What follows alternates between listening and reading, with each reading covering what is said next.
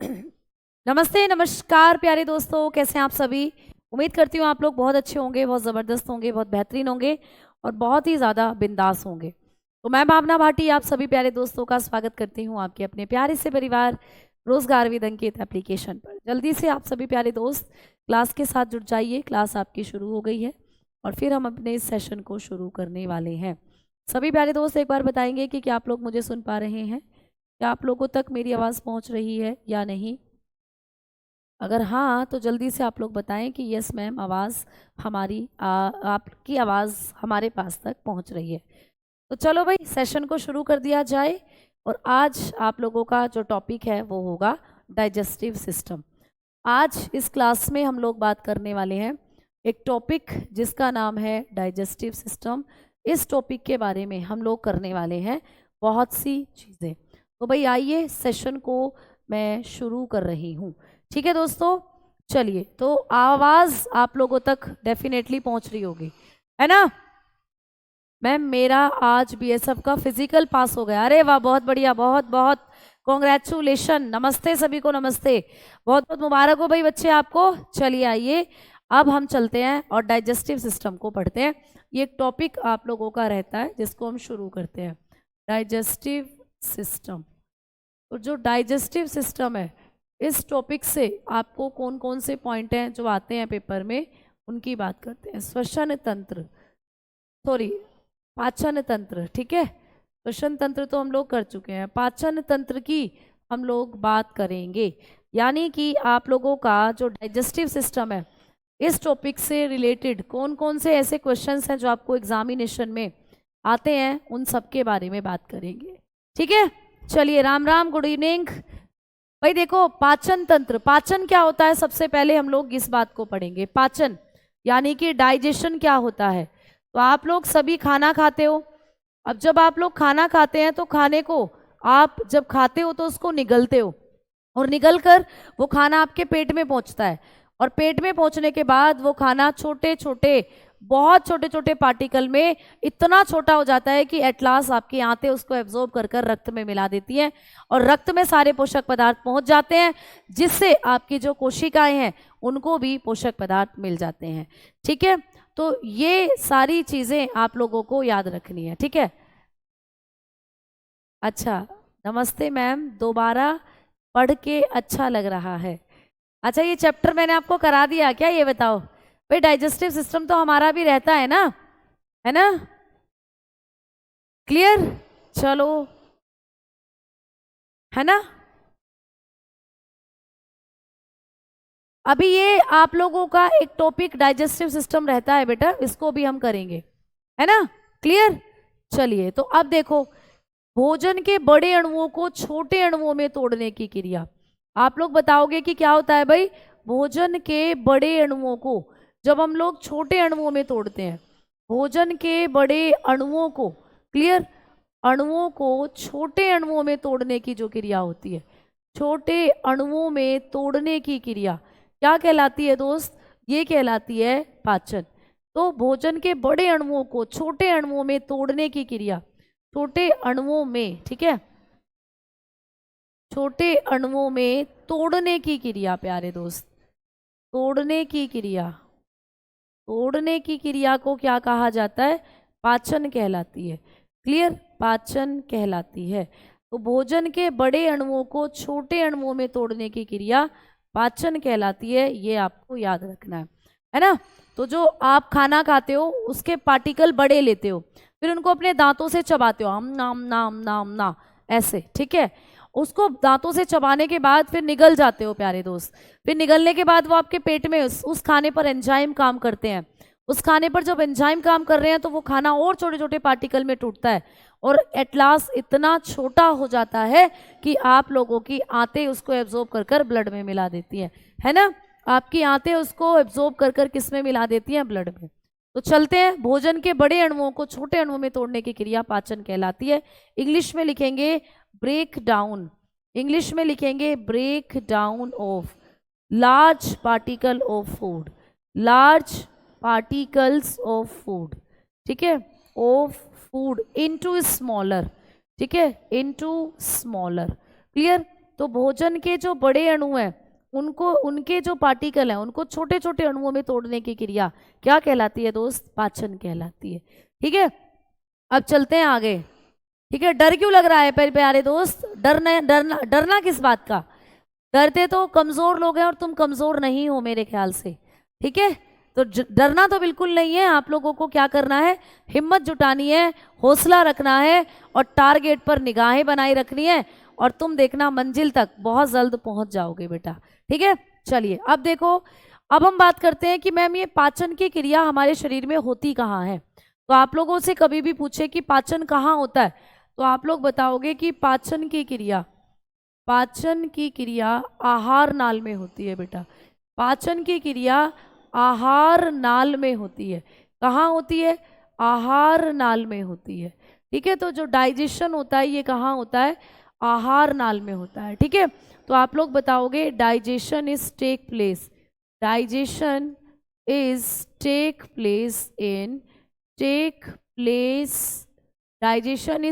Place in elementary canal.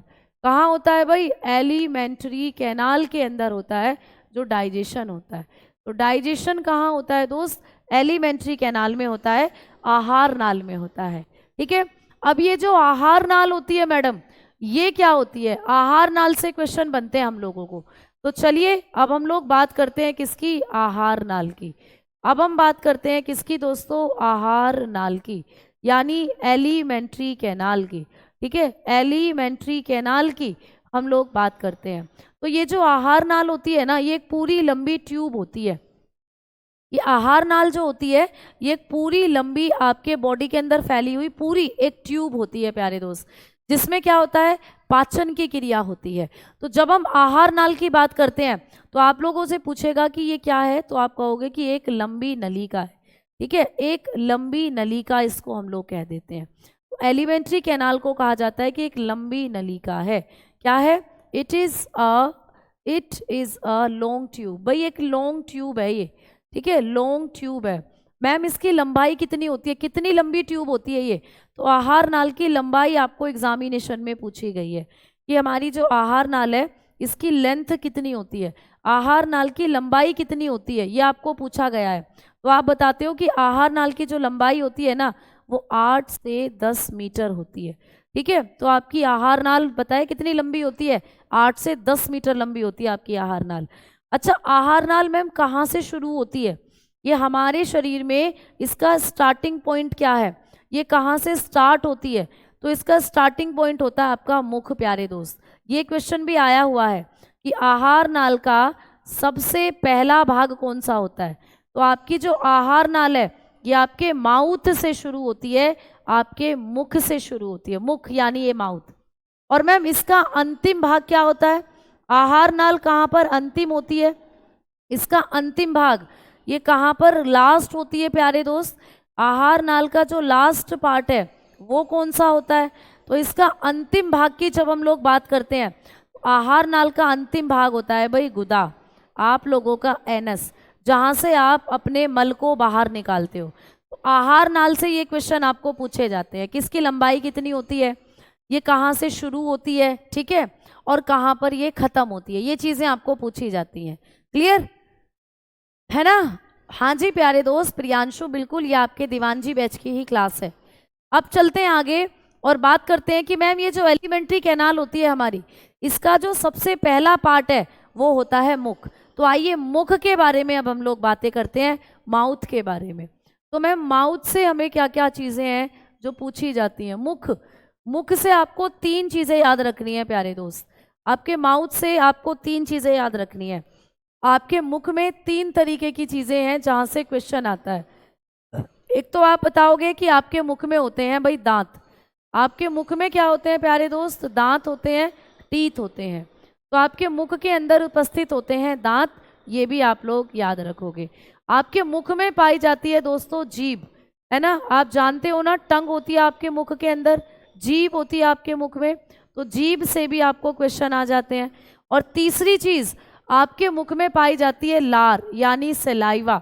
तो लार से भी आपको क्वेश्चंस पेपर में बनते हैं कि लार का क्या काम होता है, लार में कौन से एंजाइम होते हैं, ये सब आपको क्वेश्चन पेपर में बनते हैं। ठीक है, समझ में आई बातें? तो भाई दांत से हम लोग चीजों को शुरू करने वाले हैं। दांत का जो अध्ययन होता है इसको हम लोग किस नाम से जानते हैं, ये आपको पेपर में पूछा जाता है। दांत की जो स्टडी है इसको हम किस नाम से जानते हैं? तो दांत के अध्ययन को कहा जाता है ओडोंटोलॉजी। ओडोंटोलॉजी किसका अध्ययन है प्यारे दोस्त? दांतों का अध्ययन। तो आप बताओगे कि दांतों के अध्ययन को कहते हैं ओडोंटोलॉजी। ओडोंटोलॉजी किसका अध्ययन होता है? हमारे दांतों का अध्ययन। अब हम लोग बात करेंगे कि मैम दांत जो हैं वो हमारे मुख में कितने होते हैं, ठीक है। लेकिन उससे पहले मैं आपकी आहार नाल आपको दिखा देना चाहती हूँ। देखो भाई, आप देख रहे हो कि आपके शरीर के अंदर ये पूरा सिस्टम है जो आपका पाचन तंत्र बनाता है। ये पूरा सिस्टम आपका पाचन तंत्र का सिस्टम है, मतलब ये पूरा चित्र आपके डाइजेस्टिव सिस्टम का है। अब आप यहाँ पर देख रहे हो कि ये जो आपका पाचन तंत्र है यानी खाने को पचाने वाला सिस्टम, इस सिस्टम के अंदर आपकी पाई जाती है एलिमेंट्री कैनाल। तो ये आपका माउथ है, ये मुख से ऐसे होते हुए, है ना, आपका पेट हो गया, पेट से ऐसे होते हुए आपकी छोटी आंत हो गई, फिर आपकी ऐसे ऐसे ये बड़ी आंत हो गई। तो ये पूरा का पूरा एरिया आपकी आहार नाल के नाम से जाना जाता है। ये पूरा एरिया आपकी आहार नाल है प्यारे दोस्त। ठीक है, क्लियर, समझ में आई बातें? तो ये आप लोगों की आहार नाल होती है जिसमें आप लोगों का पाचन जो है वो होता है, एलिमेंट्री कैनाल जिसको आप लोग कहते हो। अब हम बात करें कि हमारा जो मुख वाला एरिया होता है मैडम, इस मुख वाले एरिया में होते हैं दांत, और दांतों के अध्ययन को कहते हैं ओडोंटोलॉजी। तो दांत हमारे कैसे नजर आते हैं? तो जब आप देखते हो अपने दांत को तो इस तरीके से आपको ये आपके दांत का डायग्राम नजर आता है।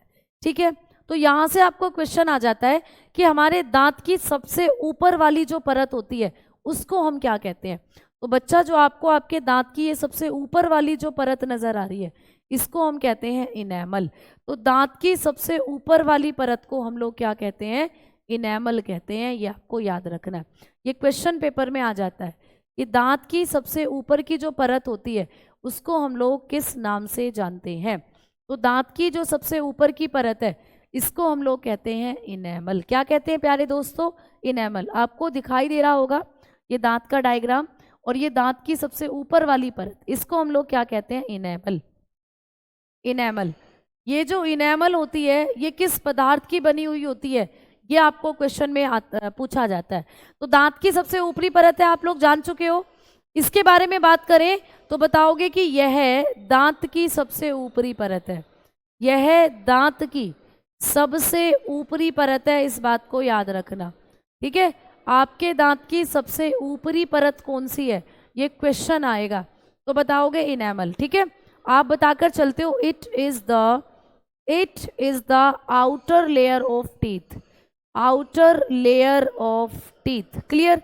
तो यहाँ पर दांत की ये सबसे ऊपरी परत है बेटा, ये आपको याद रखना है। It is the outer layer of teeth. ठीक है, अच्छा, हाँ जी आशीष, क्या बताना चाह रहे हैं? कि आप भी मेरी बात सुन लो मैम। बिल्कुल बताइए आशीष, अब क्या बताना चाह रहे हो, जल्दी से बताओ, फटाफट बताएंगे सभी दोस्त कि क्या दिक्कत है, अभी तक कोई समस्या? बताओ। चलो, तो अब दूसरा पॉइंट इसके बारे में क्या होगा कि ये जो आपकी दांत की परत है ना, ये किससे बनी होती है पूछा जाता है। तो यह कैल्शियम फॉस्फेट से बनी होती है। इस बात को याद रखोगे कि यह कैल्शियम फॉस्फेट से बनी होती है। किससे बनी होती है दोस्त? कैल्शियम फॉस्फेट से बनी होती है। तो ये आपको पूछा जाता है कि दांत की जो ऊपरी परत है वो किससे बनी होती है? तो कैल्शियम फॉस्फेट से बनी होती है ये। तो दांत की ऊपरी परत किससे बनी है? कैल्शियम फॉस्फेट से। तो बताओगे it is made up of, it is made up of calcium phosphate. तो ये बनी हुई होती है कैल्शियम फॉस्फेट से। ठीक है, तो कैल्शियम फॉस्फेट से बनी हुई दांत की सबसे ऊपर की परत आपको याद रखनी है। अब इसके बारे में तीसरा पॉइंट क्या होगा? इसके बारे में तीसरा पॉइंट क्या होगा प्यारे दोस्त? ठीक है, हाँ जी सूरज जी, बिल्कुल हम एनसीईआरटी बेस्ड ही चीजें पढ़ रहे हैं। बिल्कुल बेटा, ठीक है, एनसीईआरटी बेस्ड ही पढ़ रहे हैं चीजें। अब बात करेंगे कि ये आपके शरीर का या जंतु के शरीर का सबसे कठोर पदार्थ होता है। तो ये क्वेश्चन आपको स्टार लगा के लिखना है, आया हुआ है। तो आप बताओगे कि यह जंतु शरीर का, यह जंतु शरीर का सबसे कठोर पदार्थ है, याद रखना। यह जंतु शरीर का सबसे कठोर पदार्थ है प्यारे दोस्त, ठीक है। ये जंतु शरीर का सबसे कठोर पदार्थ है, ये आपको याद रखना है। It is the hardest material, आप बताएंगे it is the hardest material of animal body. ये आपके शरीर का क्या है, हार्डेस्ट मटेरियल होता है। भाई दांत किसके होते हैं ये बताओ? दांत या तो हम इंसानों के हैं या जानवरों के दांत होते हैं, पेड़ पौधों के तो दांत होते ही नहीं है। तो इसीलिए जंतु शरीर का या मानव शरीर का, हम लोग मानव में आते हैं, जंतु शरीर का या मानव शरीर का सबसे कठोर पदार्थ आपको पूछा जाए तो आप यही बताओगे कि इनेमल होता है, जो हमारे दांत की सबसे ऊपर की परत होती है। ठीक है, क्लियर बेटा? ये एक चैप्टर अभी बचा हुआ है, डाइजेस्टिव सिस्टम। इसको करने के बाद आपका चैप्टर जो सिलेबस है वो कंप्लीट है। ठीक है, समझ में आ गई बात? चलो, तो ये चैप्टर बचा हुआ है, इस चैप्टर के बाद आपका सिलेबस कंप्लीट हो जाएगा। अब देखो यहाँ पर हम लोग बात करेंगे कि ये जो आप लोगों के दांत होते हैं प्यारे दोस्त, दांत के अगर हम लोग प्रकार की बात करें तो आपके मुख के अंदर 4 प्रकार के दांत होते हैं। तो यहाँ से भी क्वेश्चन आ जाता है भाई दांत के प्रकार से, है ना? दांत के प्रकार बात करेंगे, दांत के प्रकार की, यानी कि टाइप ऑफ टीथ की बात करेंगे। तो जब हम लोग बात करते हैं टाइप्स ऑफ टीथ की, तो आपके जो दांत होते हैं ये 4 प्रकार के यहाँ से आपको याद करने हैं, जहाँ से एग्जामिनेशन में क्वेश्चन आते हैं।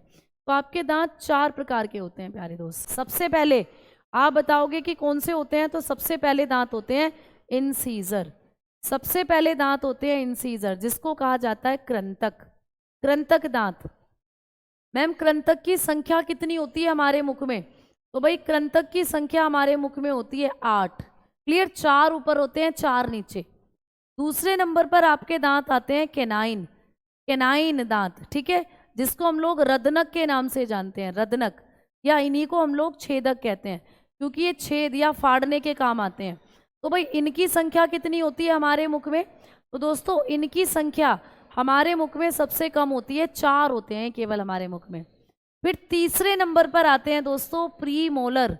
तीसरे नंबर पर आ जाते हैं प्री मोलर, यानी अग्रचणवक जिसको कहा जाता है।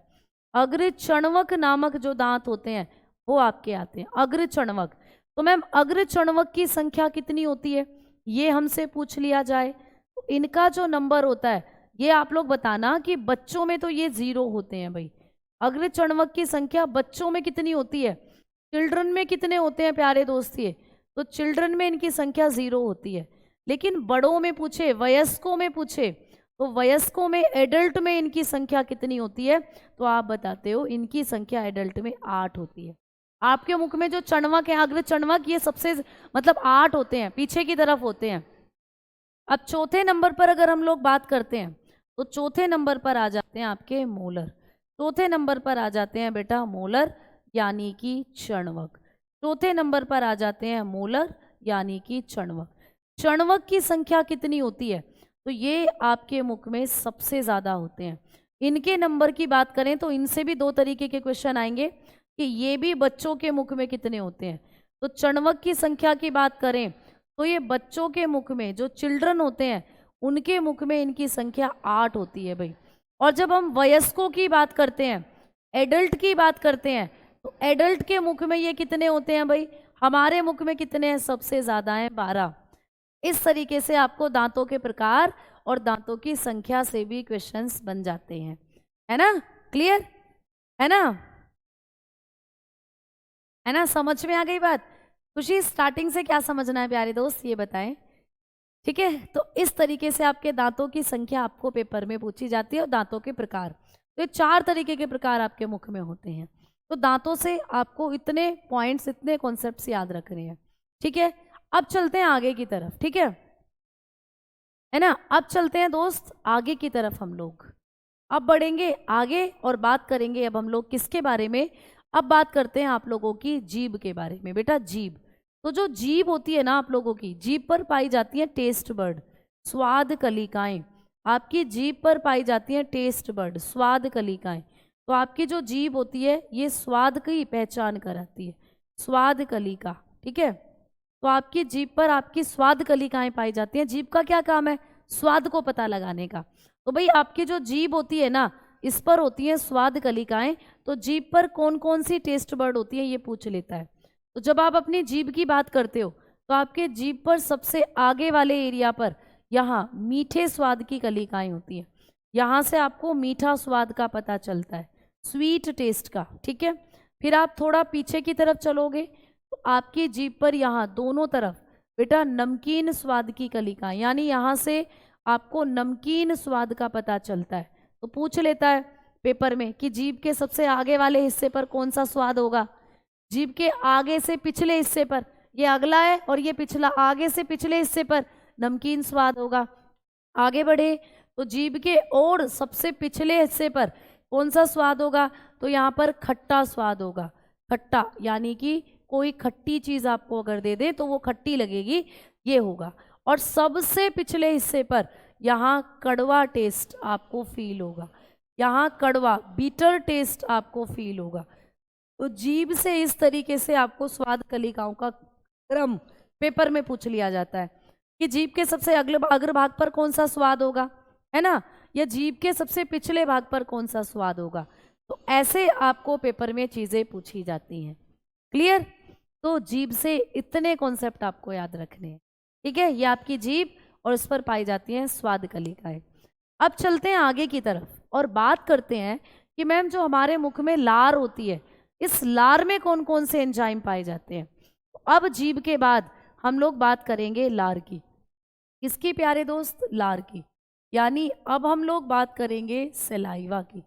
अब हम लोग बात करेंगे किसकी बेटा? सलाइवा की, यानी लार।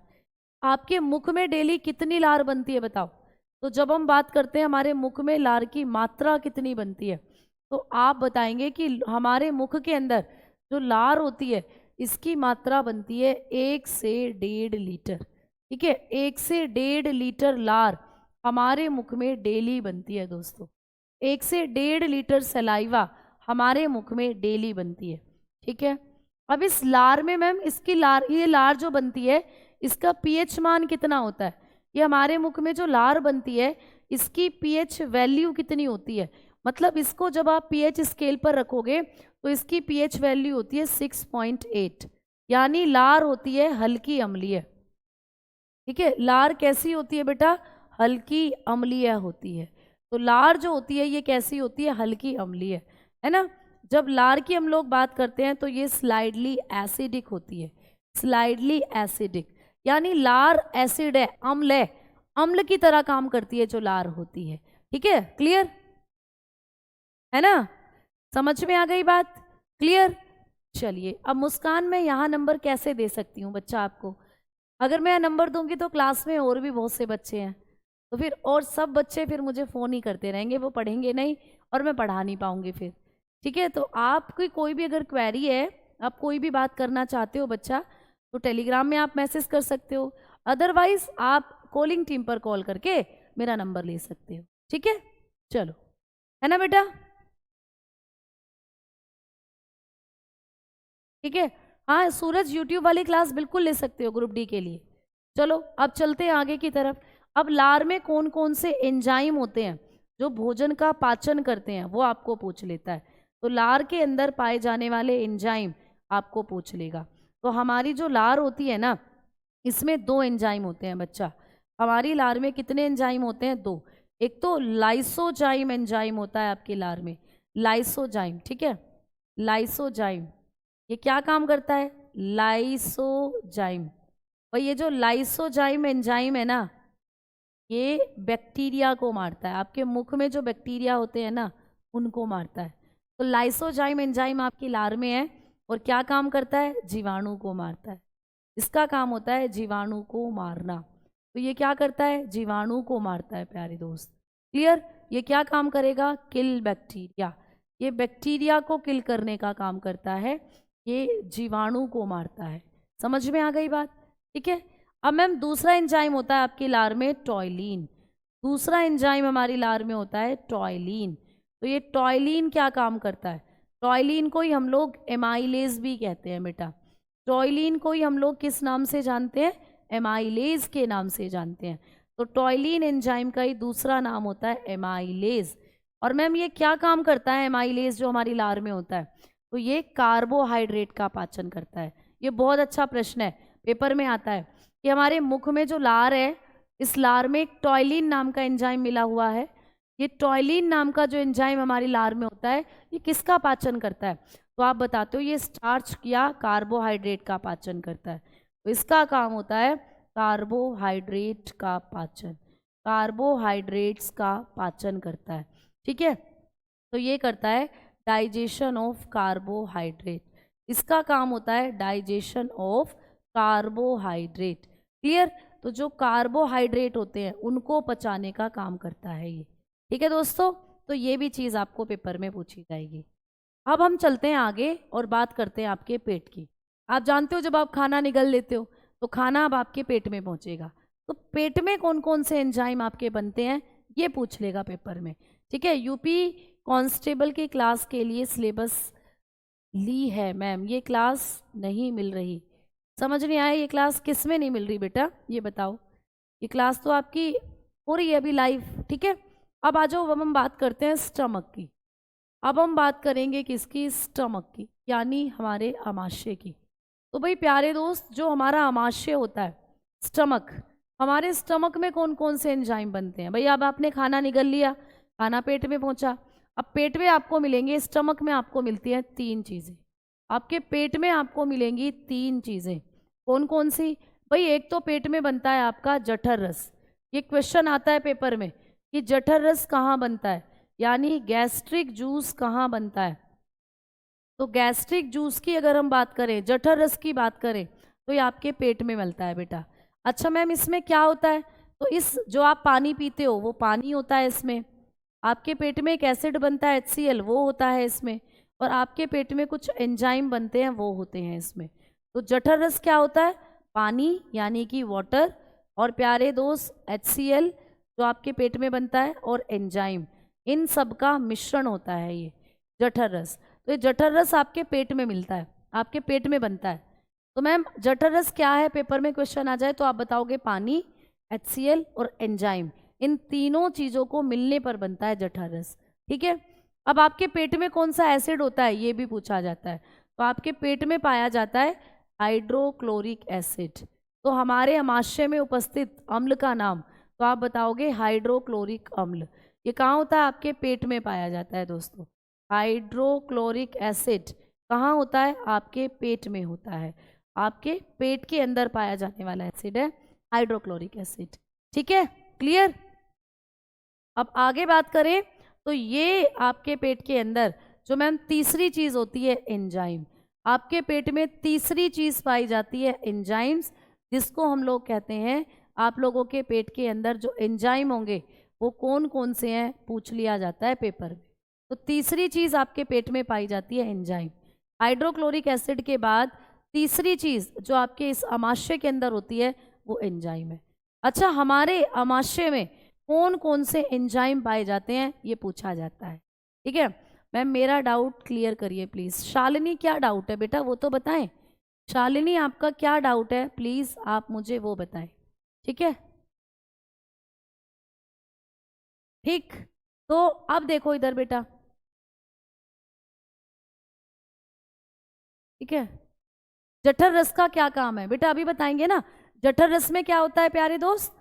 जठर रस के अंदर होता है प्यारे दोस्त आप लोगों का, आप बताते हो एंजाइम। ये जो जठर रस होता है ना, इसमें HCl मिला हुआ होता है और बेटा एंजाइम मिले हुए होते हैं। तो ये जठर रस भी आपका पाचन ही कराता है, भोजन को डाइजेस्ट कराता है। अब आपको पेपर में पूछेगा कि ये जो जठर रस होते हैं मैडम, इनमें कौन कौन सी चीज़ें मिल पाई जाती हैं? तो हाइड्रोक्लोरिक एसिड। मैम ये क्या करता है? तो ये भी आपके खाने में, आपके पेट में जो बैक्टीरिया पहुंच जाते हैं उनको मारता है। तो अभी इसका काम लिखवाऊंगी मैं आपको। अभी हम लिख रहे हैं कि मैम कौन कौन से एंजाइम हमारे पेट में होते हैं। तो आपके पेट में होते हैं 2 एंजाइम। एक तो रेनिन, पूछता है पेपर में कि हमारे पेट में कौन कौन से एंजाइम पाए जाते हैं, तो बताना। एक तो रेनिन होता है हमारे पेट में, एक होता है पेप्सिन। एक हमारे पेट के अंदर पाया जाता है पेप्सिन। तो पेप्सिन और रेनिन, ये 2 एंजाइम हमारे पेट में पाए जाते हैं, ये आपको याद रखना है। चलिए अब हम बात करते हैं हाइड्रोक्लोरिक एसिड के काम के बारे में। ठीक है, हाइड्रोक्लोरिक एसिड यानी कि HCl, ये आपके पेट में मिलता है तो काम क्या करता है? तो इसका पहला काम होता है, क्योंकि ये एक एसिड है तो ये भोजन में मिल जाता है और भोजन को अम्लीय बनाता है बेटा। तो इसका काम है भोजन को अम्लीय बनाना। तो कौन सा अम्ल हमारे पेट में होता है? तो हाइड्रोक्लोरिक अम्ल। क्या काम करता है? भोजन को अम्लीय बनाता है प्यारे दोस्त। ठीक है, यानी आपके खाने में मिल जाएगा। समझना, मान लो ये तुम्हारा पेट है, ये तुम्हारा पेट है प्यारे दोस्तों, जे के आकार का होता है तुम्हारा पेट, ये तुम्हारा पेट है। अब तुमने खाना खाया, खाना आ गया, लो देखो ऊपर से ये आ गया, तुम्हारे पेट में खाना है ये। अब तुम्हारे पेट में बन रहा है HCl, तुम्हारे पेट के अंदर ये HCl है। अब ये क्या करेगा? HCl इस खाने में मिल जाएगा और इस खाने को भी अम्लीय बना देगा। तो इसका काम क्या होता है? Make food acidic. इसका काम होगा HCl का, मेक फूड एसिडिक। खाने में मिल जाता है और खाने को अम्लीय बनाता है। ठीक है, दूसरा, ये जो HCl होता है इसका दूसरा काम क्या होता है? भोजन के जीवाणु को मारता है। ठीक है, भोजन के जीवाणु को मारता है।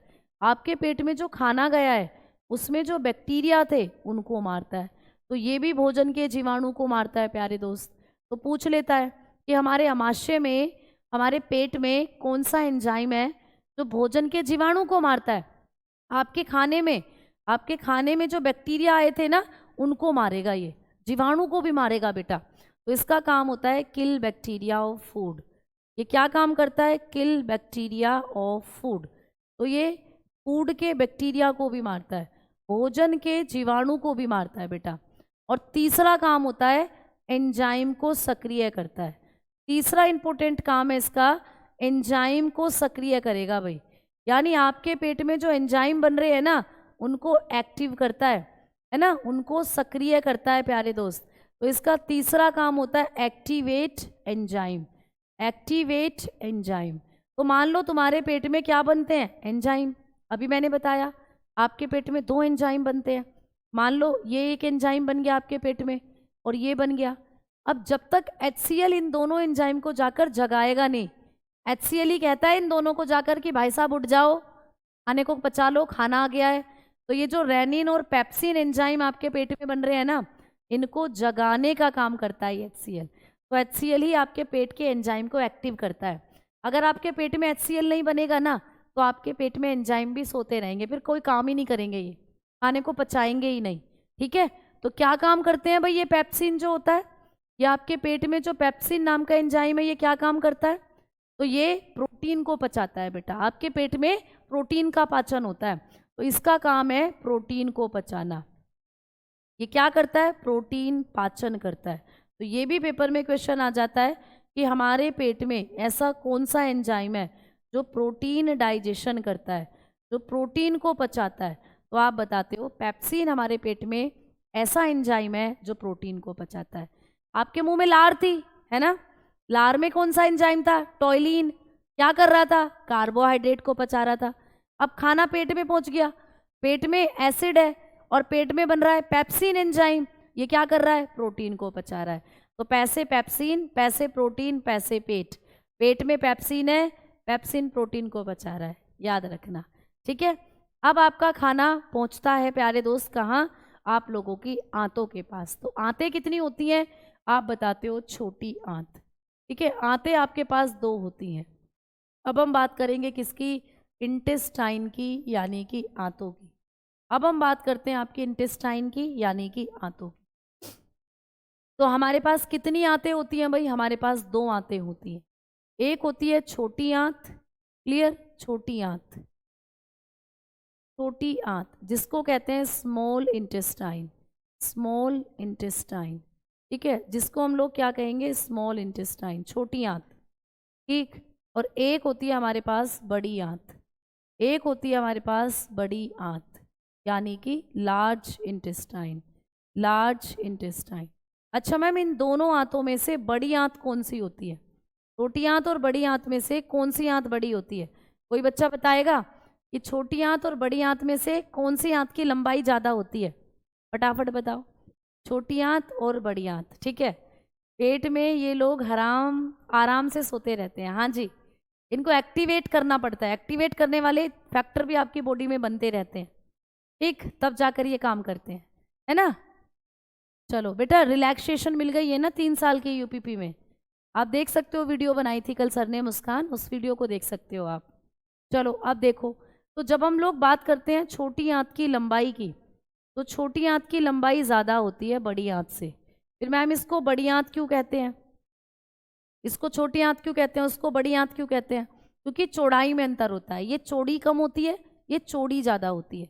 ये बहुत ज़्यादा चौड़ी होती है इस तरीके से, और ये बहुत ज़्यादा पतली होती है और लंबी होती है। तो इनको मोटाई के आधार पर छोटी आंत बड़ी आंत कहते हैं। ठीक है, तो इसकी लंबाई कितनी होती है? 6 से 6.5 मीटर होती है इसकी लंबाई। जबकि मैम इसकी लंबाई कितनी होती है? अगर हम बड़ी आंत की लंबाई की बात करें, बड़ी आंत की लेंथ की अगर हम लोग बात करें, इसकी जो लेंथ होती है वो होती है प्यारे दोस्त, आप बताते हो लगभग 1 से 1.5 मीटर। तो ये 1 से 1.5 मीटर लंबी होती है बस। ठीक है, अब बात करते हैं दूसरे पॉइंट की, कि छोटी आंत के कौन कौन से भाग होते हैं। तो छोटी आंत के भाई 3 भाग होते हैं, है ना, 3 पार्ट्स, दोनों के 3-3 भाग होते हैं। तो छोटी आंत के 3 भाग कौन से हैं? एक होता है ड्यूडेनम, आपको पूछ लेगा पेपर में, ड्यूडेनम। तो छोटी आंत का एक भाग होता है ड्यूडेनम, जिसको कहते हैं ग्रहणी। ठीक है, छोटी आंत का एक भाग होता है जेजुनम, जेजुनम, जिसको कहा जाता है मध्य आंत, जिसको कहते हैं मध्य आंत। ठीक है, और तीसरा भाग होता है इलियम।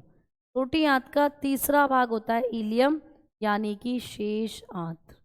तो आपको क्वेश्चन पेपर में ये आता है कि कौन से भाग छोटी आंत के हैं और कौन से भाग बड़ी आंत के हैं।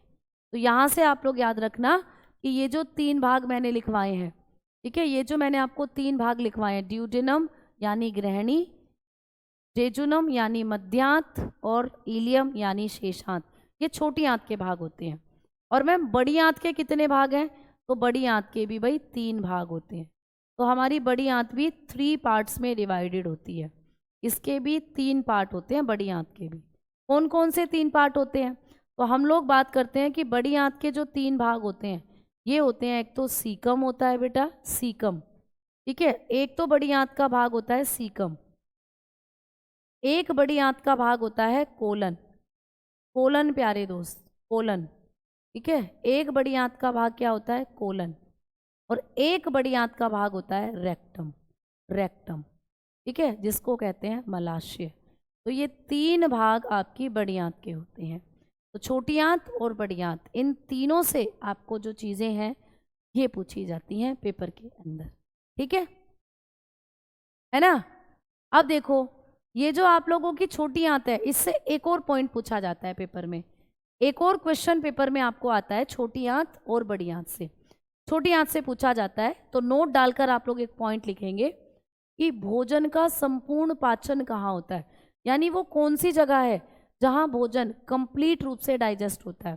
तो आप लोग बताओगे कि छोटी आंत में, आप लोग लिखेंगे कि छोटी आंत में, छोटी आंत में भोजन का संपूर्ण पाचन होता है। ठीक है, भोजन का संपूर्ण पाचन होता है, ये पूछा जाता है आपको पेपर में। क्लियर? संपूर्ण पाचन होता है। तो छोटी आंत में क्या होता है? भोजन का संपूर्ण पाचन होता है, कंप्लीट डाइजेशन ऑफ फूड। एक पूरा का पूरा खाना कहाँ पचेगा? छोटी आंत में। Complete digestion of food, complete digestion of food take place, ठीक है, of food take place in small intestine, small intestine. तो आपकी जो छोटी आंत होती है ना, उसमें होता है संपूर्ण पाचन भोजन का। तो जब आप खाना खाते हो वो कंप्लीट डाइजेस्ट कहाँ होता है? आपकी छोटी आंत में कंप्लीट होता है। ये आपको पेपर में पूछा जाता है। ठीक है, अब यहाँ से एक क्वेश्चन और आपको पूछा जाएगा। आपको पूछा जाता है कि पाचन की प्रणाली में पित्तरस कहाँ बनता है, ये पूछा जाता है। तो पाचन की प्रणाली में, पाचन की प्रक्रिया में, जब आपके शरीर में पाचन होता है तो पाचन की प्रक्रिया में यकृत जो होता है आप लोगों का, लीवर, यकृत क्या करता है? पित्तरस निकालता है, पित्तरस निकालता है। तो ये आपको पूछा जाता है कि पित्तरस हमारे शरीर में कौन निकालता है? तो आप लोग बताओगे कि पाचन की प्रक्रिया में यकृत से निकलता है पितरस, तो आप लोग बताओगे liver liver produced liver produced bile juice.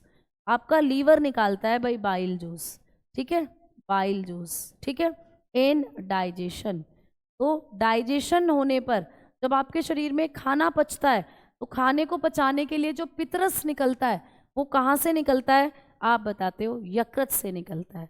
और ये पितरस कहाँ पर स्टोर होगा, तो ये भी पूछ लिया जाता है।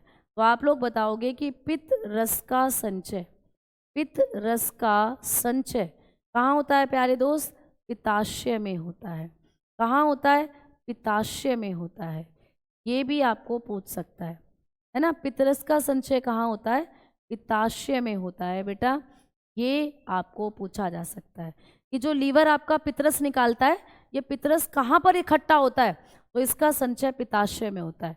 तो बताओगे bile juice, bile juice is stored in gall bladder.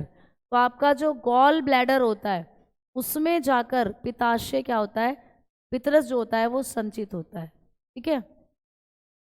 Gall bladder, तो हमारे गॉल ब्लैडर में, जिसको पित्त की थैली भी कहते हैं, उसमें जमा होता है बेटा पित्तरस।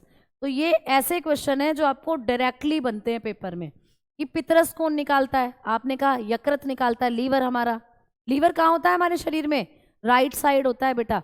जैसे भी मैं यहाँ खड़ी हूँ इस तरफ है मेरा लीवर, पेट के नीचे होता है राइट साइड में लीवर, ठीक है। तो लीवर कहाँ होता है हम लोगों का, पेट के राइट साइड में। देखो ये रहा, जिसको मैं रेड कलर से बना रही हूँ, ये आपका लीवर है, ठीक है। तो ये आपका यकृत होता है बेटा, यकृत है ये आपका।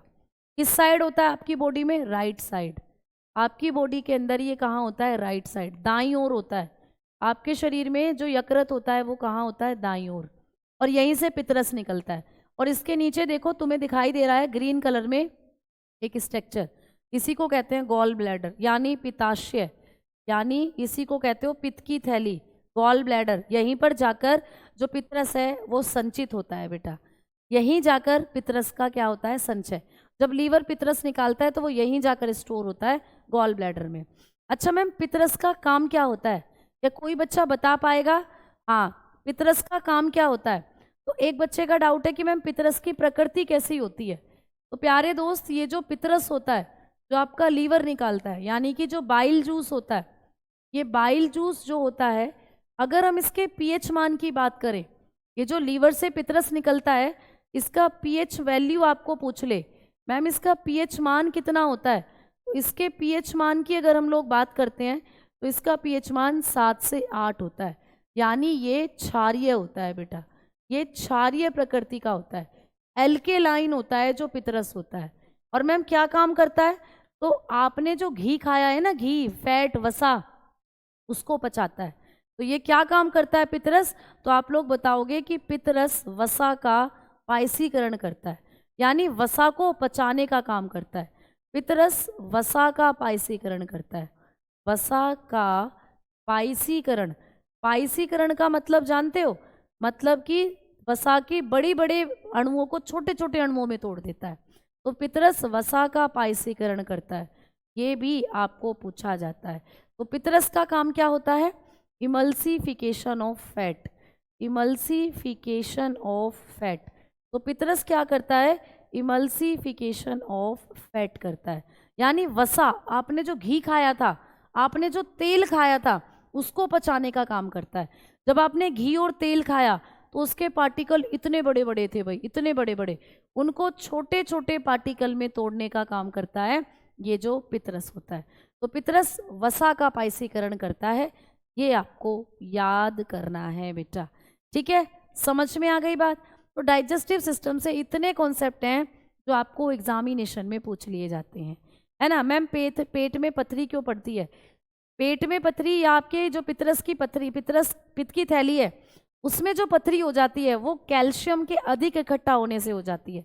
तो जिनके अंदर कैल्शियम अधिक मात्रा में बनता है वो कैल्शियम अधिक मात्रा में बनने की वजह से इकट्ठा हो जाता है, तो छोटी छोटी पथरियों के रूप में जमा हो जाता है। तो पथरी जो होती है आपके पेट में जो बनती है वो बनी होती है कैल्शियम ऑक्सीलेट की। तो पथरी किस पदार्थ की बनी होती है भाई, जो स्टोन होती है ये बनी होती है कैल्शियम ऑक्सीलेट की, कैल्शियम ऑक्सीलेट, ठीक है, कैल्शियम ऑक्सीलेट। पत्थरी बनी हुई होती है कैल्शियम ऑक्सीलेट की। क्लियर? तो इस तरीके से आप बताओगे कि ऑक्सीलेट जो होता है ये पत्थरी बनाने के लिए रिस्पॉन्सिबल होता है। तो ज़्यादा कैल्शियम आपके शरीर में इकट्ठा हो जाता है और पत्थरी बन जाती है फिर उसकी। ठीक है, क्लियर? क्लियर? तो ये एक चैप्टर बचा हुआ था, अब आपका सिलेबस कंप्लीट। ठीक है भैया प्यारे दोस्त, तो अब हम लोग मिलेंगे अब नए बैच में, जो कि मेरे ख्याल से आप लोगों के लिए फ्री होगा जिन्होंने पहला बैच खरीदा हुआ है। ठीक है, तो ये पूरी तरीके से शॉर्टी के साथ अभी नहीं कह सकती मैं, लेकिन आपको इन्फॉर्मेशन मिल गई होगी इस बारे में। तो अब मिलेंगे प्यारे दोस्तों जब किस्मत चाहेगी, जब हम मिलेंगे, जब आपका सिलेक्शन होगा या उससे पहले जो अगला बैच आएगा उसमें। ठीक है, तो अब आप अपने इस रिवीजन को अच्छे से करिएगा। बहुत ज़्यादा साइंस नहीं आती है, बायोलॉजी का 1 से या 2 क्वेश्चन आपको देखने को मिलेंगे, तो जितना हमने करा उतना काफ़ी रहेगा, सफिशेंट रहेगा। ठीक है प्यारे दोस्त, तो आज अब अलविदा, टाटा बाय बाय।